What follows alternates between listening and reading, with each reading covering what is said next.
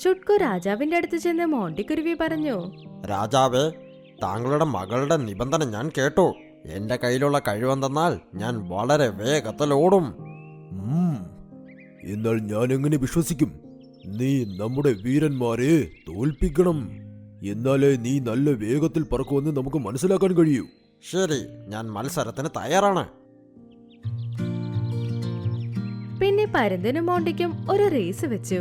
മോണ്ടി പരുന്തിനേക്കാൾ 2 മടങ്ങ് ഫാസ്റ്റായി പറന്നു.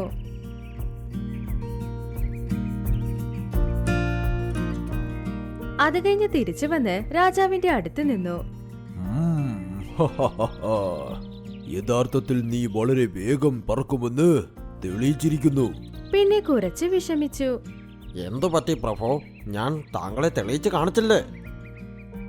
എന്നാൽ ഇതുകൊണ്ട് മാത്രം പറ്റില്ല. എന്റെ മകൾക്ക് അവൾ ചോദിച്ച 3 ഗുണങ്ങളും ഉണ്ടായിരിക്കണം. എന്നാലേ ഈ വിവാഹം നടക്കൂ.